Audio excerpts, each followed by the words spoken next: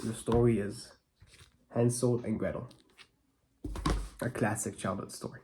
Let's begin. Hansel and Gretel. Hansel and Gretel lived in a damp little cottage on the dark side of long-lost wood. Their mother had died one frosty day, so their father had married a new wife who was not as sweet as she seemed. In fact, she was as bad as a rotten apple. "Your children eat too much," she grumbled one day to her husband, as Hansel and Gretel shared a single slice of stale bread. "You must lose them in the wood and let the wild creatures scare for them." Their father was shocked. "If I do that, the wolves will eat them." "And if you don't, we will all die of hunger," snapped the nasty stepmother. "Take them away tonight."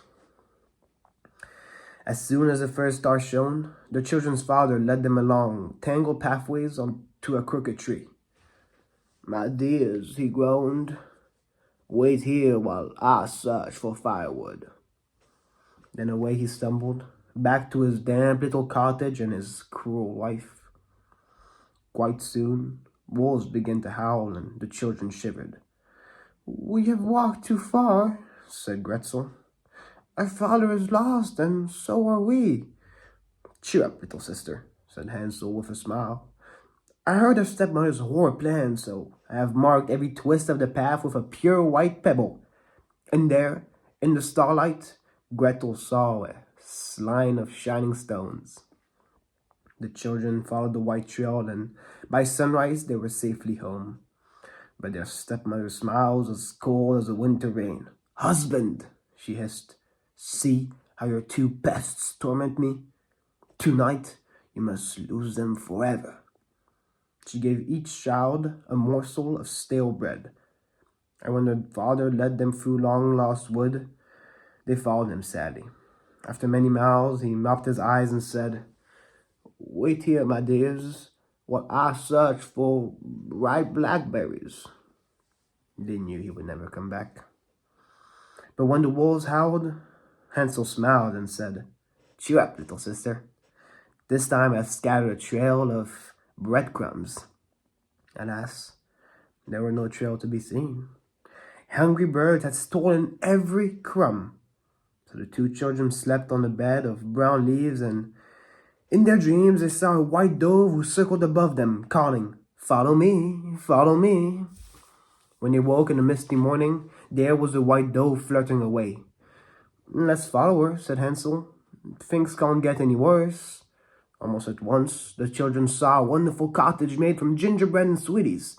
Their mouths watered, and soon they were nibbling delicious chunks of wall and windowsill. Suddenly, a sugar-sweet voice said, "Come in, my dears, and warm yourselves."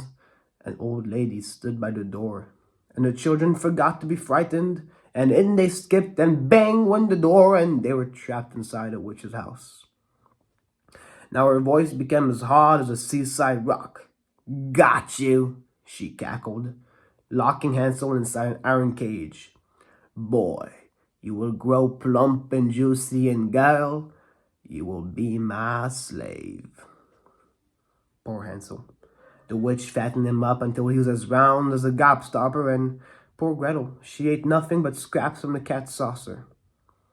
At last the witch shrieked, "Girl, build up the fire. I want boiled pie for my tea."